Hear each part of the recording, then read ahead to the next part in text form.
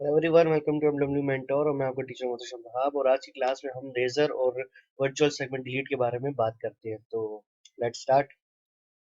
ठीक है। आपकी पिक्चर में से अनवांटेड एरियाज को हटाता है क्रॉप। क्रॉप का ये काम है। फॉर एग्जांपल अगर क्रॉप पे आके मैं इसको सिलेक्ट कर लूं और आपको मैं चाहता हूं कि ये एरिया भी सिलेक्ट ना हो, ये एरिया भी सिलेक्ट ना हो, इसकी भी एडजस्टमेंट करना चाहता हूं। मैं कहता हूँ ये यहाँ से इतना हो और यहाँ से ये इतना होना चाहिए। मैं कहता हूँ मुझे सिर्फ ये एरिया चाहिए, बाकी एरिया नहीं चाहिए। तो सिलेक्ट करने के बाद जब एंटर दबाऊंगा आपको सिर्फ वही एरिया यहाँ पे प्रोवाइड हो रहा होगा। क्लियर हो? Yes sir. तो आपको ये कट करके देता है, क्रॉप है। ठीक है, नॉर्मल जिस तरह हम क्रॉप करते आए हैं। उसके बाद यहाँ पर आपके पास ऑप्शन आता है नाइफ। नाइफ का क्या काम होता है भाई? काटना। यहाँ पे भी इसका काम काटना ही है, लेकिन प्रॉब्लम ये है कि ये डायरेक्ट नहीं काटती। अगर आप यहाँ पे कुछ भी इसको काटने की कोशिश करो तो ये कटिंग नहीं करती। सही है। उसकी रीजन ये है कि ये फिलहाल डीएक्टिव है। कैसे पता लगता है कि अगर आप इस नाइफ को देखो तो ये नाइफ थोड़ा सा टेढ़ी है। यस। ठीक है, इसके टेढ़े होने की वजह से ये आपको बताता है कि नाइफ फिलहाल डीएक्टिव है। इसको एक्टिव करने का क्या तरीका है कि अगर आप अपनी शेप पे जाके, मैं फिलहाल कुछ भी नहीं कर रहा, सिर्फ देखो इस नाइफ को इसकी आउटलाइन के ऊपर लाओगे ना, आउटलाइन के ऊपर आएगी तो ये नाइफ देखो सीधी हो गई। जब ये सीधी हो जाए तो इसका मतलब ये कटिंग करना स्टार्ट कर दिया इसने। सही है। Yes sir. जब स्टार्ट यहाँ पे कटिंग करते करते करते करते जब यहां तक आओगे तो ये दोबारा सीधा हो जाएगा। तो इसका मतलब है कि आपका ऑब्जेक्ट फुली कट हो गया। करके देखते हैं भाई। मैं यहाँ पर आता हूँ, मेरी नाइफ सीधी हो गई, मैं इसको कटिंग करता हूँ, कटिंग करते करते यहाँ पे जाता हूँ, मेरी नाइफ दोबारा सीधी हो जाती है। तो आपके पास दो अलग अलग ऑब्जेक्ट्स आपको प्रोवाइड हो गए। मैं पिक टूल पे जाऊंगा, इसको अलग से मूव करो, इसको अलग से मूव करो, इसको अलग से कलर दे दो, इसको अलग से कलर दे दो, तो आपके पास दो अलग अलग ऑब्जेक्ट्स प्रोवाइड हो रहे होंगे। शेप टूल पे जाके अगर आप इस पे क्लिक करो तो इसके अलग प्रॉपर्टीज है। ठीक है, इसके अलग से प्रॉपर्टीज हैं। यहाँ पर आपको अलग से सारा कुछ प्रोवाइड हो रहा है। ये नहीं है कि आप इसमें अगर एक को चेंज कर रहे हो तो दूसरा भी उसके साथ चेंज हो रहा हो।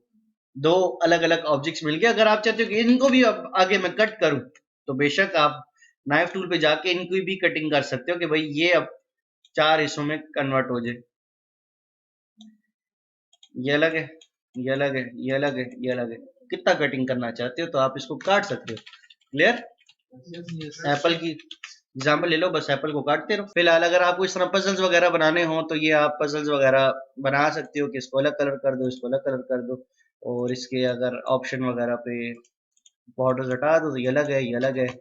तो सब कुछ हो सकता। खाली क्लिक करो और यहाँ पर एक डंडी मिल गई और यहाँ पर ये आपको लाइनें मिल सकती है। यहाँ पे क्लिक कर लेना और ये डंडी मिल सकती है। यहाँ पे वर्चुअल सेगमेंट डिलीट नाइफ का सबको समझ आ गई होगी कि आपको कटिंग करके देता है। वर्चुअल सेगमेंट डिलीट का क्या काम है कि इस पे जाने से पहले थोड़ा सा एक चीज समझाता हूँ। मेरे पास एक लाइन है, ठीक है, ये लाइनों पे फिलहाल सिर्फ समझने के लिए रखो। ये ना हो कि घर जाके इस पे ट्राई मारे हो, सिर्फ समझो कि वर्चुअल सेगमेंट डिलीट करता क्या और कहाँ पे यूज होगा। ठीक है, मेरे पास दो लाइनें, मेरे पास दो अलग अलग लाइनें हैं। ठीक है, अगर इसको मैं यहाँ पर जाऊं डिलीट करूं तो पूरी लाइन डिलीट हो रही है, राइट। उसको अगर जाके डिलीट करूं तो पूरी लाइन डिलीट हो रही है। इसी तरीके से अगर मैं वर्चुअल सेगमेंट डिलीट पे जाऊं, वर्चुअल सेगमेंट डिलीट का क्या काम है? आपको आपकी लेयर डिलीट करके देता है। सही है ना, आपको आपकी लेयर डिलीट करके देता है। तो अगर मैं इस पे चला जाऊं, यहां पर वही नाइफ वाला खाता आपको मिल रहा है और इस पे जाके अगर क्लिक करूं पूरी लाइन डिलीट होगी। दो लाइनें, ठीक है, अगर एक को डिलीट करूं एक पूरी लाइन अलग से डिलीट होगी, एक अलग से डिलीट होगी। सही है। अगर यहाँ पे वर्चुअल सेगमेंट डिलीट पर आ जाऊं, इसका काम क्या है? आपकी लाइन को डिलीट ही करके देता है। अगर मैं इस लाइन पे क्लिक करूं तो आपकी पूरी लाइन को डिलीट कर दिया। ठीक है, अगर इसी तरीके से इस पे जाके क्लिक करूं तो ये लाइन भी डिलीट हो गई। फोटोशॉप में अगर आपको याद हो तो हमने मैजिक वॉन्ड टूल पे बात की थी। तो मैजिक वॉन्ड टूल में मैंने आपको बताया था कि अगर इसका रास्ता ब्लॉक हो जाए, ठीक है, रास्ता ब्लॉक हो जाए तो वो सामने वाली चीज को सिलेक्ट नहीं करता। ठीक है, उसी तरीके से अगर इसका रास्ता मैं ब्लॉक कर दूं, मैं कहूं कि अगर ये जो है इसका रास्ता इसके ऊपर रख दूं, मैं कहूँ कि इसका रास्ता ब्लॉक हो जाए। मैंने दो अलग अलग कलर इससे दिए हैं कि जरा आइडिया हो, ठीक है। और इन दोनों की विड्थ भी थोड़ी सी ज्यादा करता हूँ कि सही नजर आए। सही है, ये अलग है, वो अलग है। क्लियर? मैं ग्रुप नहीं कर रहा, कंबाइन नहीं कर रहा, कुछ भी नहीं कर रहा, खाली जाकर वर्चुअल सेगमेंट डिलीट को सिलेक्ट करता हूं। और अब बेसिकली कोरल ड्रॉ को क्या फील हो रहा है कि ये अलग शेप बनी है, ये अलग शेप बनी गई है, ये अलग शेप बनाई गई है, और ये अलग शेप बनाई गई है, ये अलग लाइन बनाई गई है। सही है, जबकि दो अलग अलग ऑब्जेक्ट्स हैं एक दूसरे के ऊपर रखे हुए। अगर मैं जाके इस पे क्लिक करूं तो सिर्फ ऊपर वाली लाइन डिलीट हुई, यहाँ पे जाके क्लिक करूं सिर्फ ये वाली लाइन डिलीट हुई, इस पे क्लिक करूं तो सिर्फ ये डिलीट होगा, और इस पे क्लिक करूं सिर्फ ये ही डिलीट होगा। बेसिकली उसका रास्ता ब्लॉक होने की वजह से कोरल ड्रॉ को इस तरीके से फीलिंग आती है। अब दिमाग में अक्सर स्टूडेंट सोचते हैं कि ये मेरे किस काम का, भाई आपके फिलहाल ये किसी काम का नहीं है। अक्सर आपसे इमेजिन करो जब आप काम कर रहे होगे तो बहुत दफा ऐसा होगा कि आपसे कुछ लाइंस एक्स्ट्रा बनी जाएंगी, लाइक काम में थोड़ा बाहर आ रहा होगा आपका काम।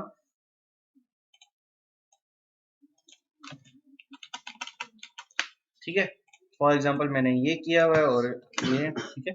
और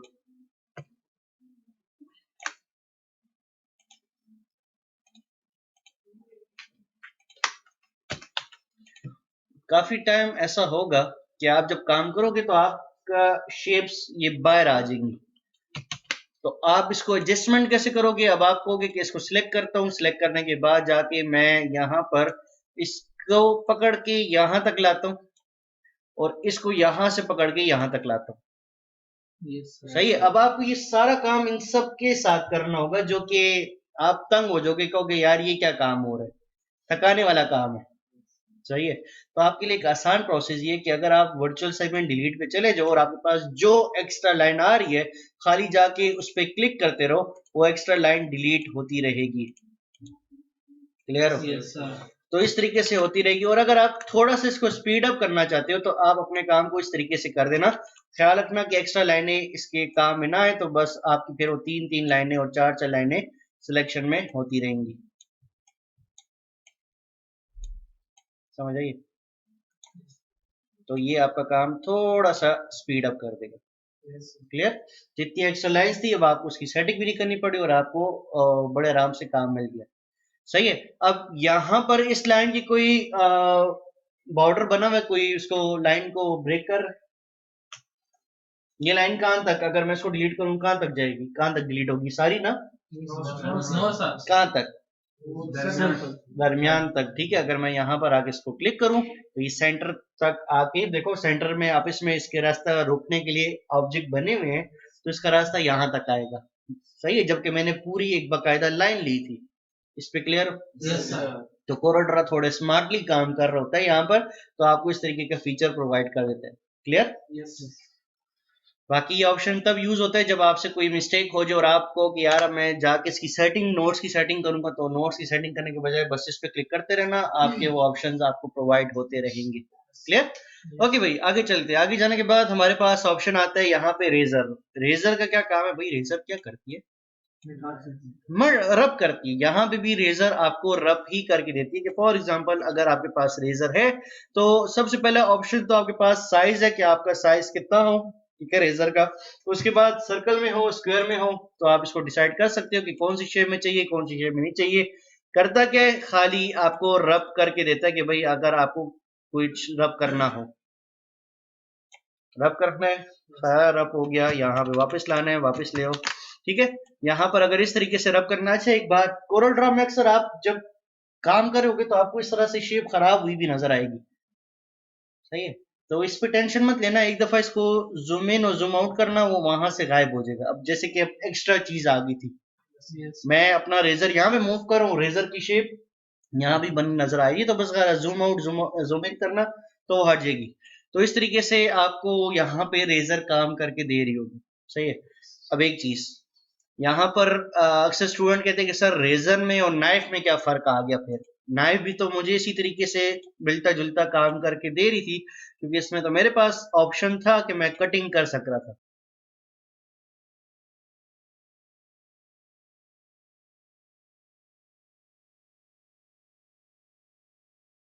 ठीक है।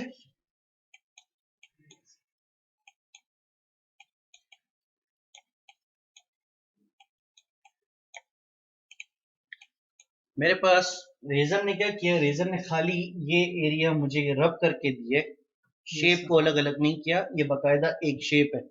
अगर मैं इसको पकड़ के मूव करना चाहूँ, पूरा ऑब्जेक्ट मूव हो रहा है, कलर करना चाहूँ, पूरा ऑब्जेक्ट में कलर हो रहा है, लाइक सारा कुछ आप इसमें अटैच है। जबकि नाइफ ने क्या किया है, उसको सब कुछ अलग अलग करके दे दिए, सबको काट के दे दिए, हर किसी के ऑप्शन की प्रॉपर्टी अलग अलग करके दे दिए। इस पे क्लियर हो? अगर आप चाहो इसको अलग अलग करना चाहूं, मैं चाहूं कि जबरदस्ती इनको अलग करूं, तो क्या उनसे बटन दबाऊं? मैंने बताया भी था, कंट्रोल के क्या करता है, break curve apart. Break curve apart मतलब इसको तोड़ देता है, ब्रेक कहते हैं। लाइक यूं समझो कि जबरदस्ती का काम कर रहे हो, पहले तो ऑब्जेक्ट होता नहीं है, आप उसको जबरदस्ती कमांड दे रहे हो कि भाई जबरदस्ती अलग अलग करके दो, तो कंट्रोल के से आपको ये सब कुछ अलग अलग प्रोवाइड होगा। क्लियर हो? तो रेजर और नाइफ में जरा सा फर्क आता है, रेजर आपको रब करके देता है जबकि वो अलग अलग नहीं होते, और नाइफ आपको सारे ऑब्जेक्ट्स अलग अलग करके दे देता है। इस पे क्लियर? ओके भाई। उसके बाद हमारे पास जूम इन का ऑप्शन है, जूम का। ठीक है, जूम क्या करता है कि फॉर एग्जांपल मेरे पास एक ऑब्जेक्ट है, एक ही ऑब्जेक्ट है,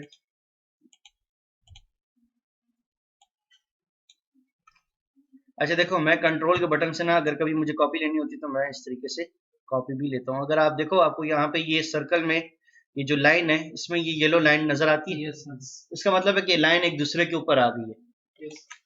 यहाँ पे येलो लाइन नजर आती है ना? जरा सा सब्र करो भाई, इसकी विड्थ को अब नजर आएगी।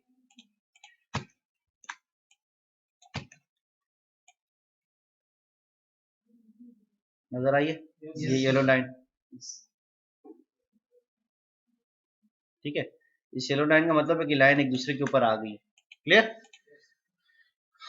Yellow, blue, red, green. Okay. अगर कभी आपको ऑब्जेक्ट को जूम करना हो तो आप यहां से बड़े आराम से किसी भी ऑब्जेक्ट पे रहकर या तो इस पे आके क्लिक करो तो आपके पास जूम की प्रॉपर्टीज ओपन हो जाती है। ये आपका मैग्नीफायर है, ये आपका मिनिमाइजर है। ठीक है, आप मैक्सिमाइज और मिनिमाइज कर सकते हो। उसके अलावा अगर आपको कभी भी यहां से ना करना हो, कभी ऐसा होता है कि आप अपने लैपटॉप के माउस को यूज कर रहे होते तो आपके पास जूम इन करने का एक और तरीका ये आता है कि या तो आप Z का बटन दबा दो तो आपका मैग्नीफायर ऑन हो जाता है, तो यहाँ से आप डायरेक्ट वैल्यूज दे सकते हो कि कितना जूम इन और जूम आउट करे। आपके पास प्लस का ऑप्शन है, माइनस का ऑप्शन है।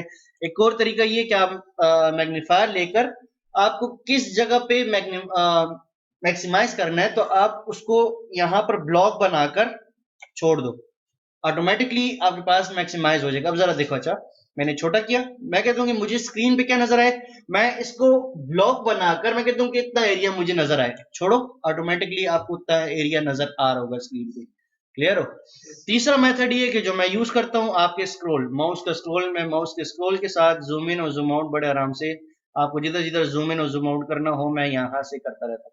तो ये मेरे काम के लिए मुझे थोड़ा आसानी देता है, तो मैं ज्यादातर ये यूज करता हूँ। ठीक है, ओके। उसके बाद आपके पास ऑप्शन आता है पेन, आपका हैंड का ऑप्शन देता है। हैंड का ऑप्शन कहाँ यूज होता है कि फॉर एग्जांपल अगर मैंने जूम इन किया हुआ है, अब मुझे इस काम के लिए जूम आउट करके मुझे ब्लू वाले में जाना होगा, फिर जूम आउट करके फिर रेड वाले में जाना होगा। अगर आप ये काम नहीं करना चाहते तो पेन के ऑप्शन में जाके आप इसको बता सकते हो कि भाई मुझे कहाँ पर जाना है, कहाँ पे नहीं। ठीक है, बेसिकली आपके पेज को इस तरीके से मूव करने में हेल्प करता है। इसका कोई इतना खास और कोई काम नहीं है। इस पे क्लियर? ओके। इनमें कोई मसला हो? अच्छा, एक छोटा सा ऑप्शन करते हैं, बस पे खत्म करते हैं। मेरे पास यहाँ पे फ्री हैंड टूल है। ठीक है, बेसिकली अभी तक मैंने आपको बताया था और अपने होमवर्क में इसको यूज मत करना। ठीक है, फ्री हैंड टूल को फिलहाल एक छोटा मोटा सा काम देता है। क्या देता है? अभी तक मैंने आपको बताया कि आपके पास सिर्फ 3 शेप्स है, रेक्टेंगल, सर्कल, पॉलीगॉन। ठीक है, आपकी अपनी मर्जी नहीं चल रही थी। अगर आपको कभी अपनी मर्जी की कोई डायग्राम बनानी हो तो आप फ्री हैंड टूल पे चले जाओ। फ्री हैंड पे जाने के बाद आपके पास फुल छूट है कि भाई आपको क्या बनाना है, कैसे बनाना है, कैसे नहीं। क्लियर? ओके। मैं एक डायग्राम बनाता हूँ, एक चीज समझाता हूँ। आपके पास दो तरह की डायग्राम्स होती हैं, ठीक है। आपके पास यहाँ पे दो तरह की डायग्राम्स होती हैं। ओके, अब देखो मैं इस पे कलर करना चाहता हूँ। जमाल आप छोड़ दो, क्या इसमें कलर होगा? क्यों नहीं होगा सर? शेप है, वेरी गुड। अब मैं इस पे कलर करता हूँ। कलर हो रहा है क्या? इस पे कलर होगा? यस। क्यों? इस पे तो कलर होगा। अब देखो हुआ क्या। देखो फ्री हैंड में ना आपको एक मसला आता है, आपकी या तो लाइंस ज्वाइन नजर आती हैं। इमेजिन करो कि ये आपको यहां पर नजर आ रहा था, इसकी जरूरत नहीं है, ये मुझे यहां पर कहीं नजर आ रहा था। तो इसको जब मैंने छोटा किया तो बाकायदा मुझे नजर ही नहीं आ रहा कि भाई कहीं से ब्रेक भी हुआ है कि नहीं। मेरे दिमाग में आ रहा है कि ज्वाइन है, मैं इसको कलर करने जाता हूं तो ये कलर नहीं लेगा, ठीक है। बेसिकली आपके पास दो तरह की डायग्राम्स होती है। अगर मैं ज्वाइन करना चाहूं वो वाली, और जो ज्वाइन नहीं होती वो वाली। पता कैसे लगेगा कि कौन सी ज्वाइन है? मेरा कर्सर देखो, मेरे इस कर्सर के साथ जिग जैग लाइनें लगी हुई हैं, ठीक है। नजर आ रहा है? अब नजर आ रहा है? ठीक है। मैं अगर इस पे कोई भी शेप बनाने लगता हूं, लाइक मैं सॉरी, मैं अगर कोई भी शेप इस पे बनाना चाहूं और यहां पर इसके पास आ जाऊं, तो ये एरो बना हुआ नजर आ रहा है। इस एरो का मतलब है कि ये आप इसमें एक ज्वाइन हो चुकी है, ठीक है। दोबारा बनाता हूं, यहां पर आया, एरो बन गया, इसका मतलब है कि ज्वाइन हो गई यहां पे इसमें। अगर इसको मैं कलर करूंगा तो यहां पर इस पे कलर होगा, ठीक है। कभी कभी होता है कि स्पीड में जब काम कर रहे होते हो तो यहां पर आके बंदा इस तरह हो जाता है और लगता है कि ज्वाइन होगी लेकिन नहीं होती। तो वो आपको, तो मैं उस पे प्रोजेक्टर पे देख रही हूँ, इतना बड़ा नजर आ रहा है तो आसानी हो रही है। जब स्क्रीन पे काम करोगे तो मसला होगा, ठीक है। अब इसको ज्वाइन करने का क्या तरीका है भाई? थोड़ा इसको दूर ही रखता हूँ कि लगे कि भाई जरा ज्यादा गैप है। क्लियर हो ना? यहां पर अब इसको ज्वाइन करने का क्या तरीका है? जब भी आपको किसी ऑब्जेक्ट को ज्वाइन करना हो, शेप टूल पे जाना, शेप टूल पे इसके नोड्स का कलर सेम है। सेम है। इन दोनों नोड्स को सिलेक्ट करो। सिलेक्ट करने के बाद यहां पर आपके पास ऊपर थर्ड ऑप्शन आता है, ज्वाइन टू नोड्स। आप इसको क्लिक करो, आपके दोनों ऑप्शन ज्वाइन हो गए। क्या अब इसमें कलर होगा? होगा भाई। अब जाके अगर कलर करना चाहो तो अब इस तरीके से कलर कर सकते हो। समझ आ रही? तो बड़े आराम से आपके ऑब्जेक्ट्स में कलर हो सकते हैं। अब देखो प्रॉब्लम ये है कि एक बात दिमाग में रखो, जब भी कोई काम कर रहे हो और उसमें कलर नहीं हो रहे, तो हमेशा याद रखो कि कहीं ना कहीं आपके नोट्स आपस में ज्वाइन नहीं है, कहीं ना कहीं आपकी शेप में गैप है, जिसकी वजह से आपके वो ऑब्जेक्ट में कलर नहीं हो रहा। क्लियर है? देखो बहुत दफा पता भी नहीं लगता कि आपके ऑब्जेक्ट्स में कहाँ पे गैप है। देखो फॉर एग्जांपल, अगर मेरे पास यहाँ पे शेप है, एक शेप बनी हुई है, और मैं इसके कंट्रोल क्यू करके यहां पर क्लिक करके मैं ये काम करता हूं, ठीक है। आपको पता भी नहीं लगेगा। क्या पता लग रहा है? आपको पता भी नहीं होगा कि भाई मेरी शेप कहां से ब्रेक हो रही है। आपको कैसे पता लगेगा? जूम करना, यहां पे पॉइंट है, नोक है, है, ये जॉइन है। क्या यहां पे नोक है? जॉइन है, ठीक है। क्या यहां पर नोक बनी हुई नजर आ रही है? वाह, सिंगल नोट, सिंगल नोक, पॉइंटेड एरिया। दो पॉइंटेड एरिया नहीं, सिंगल पॉइंटेड एरिया, ठीक है। ये ज्वाइन नहीं है। देखो अब ये आपको बता रहा है कि ये लाइन अलग है, ये लाइन अलग है, ये अलग पॉइंटेड बता रही है, अलग पॉइंटेड बता रहे।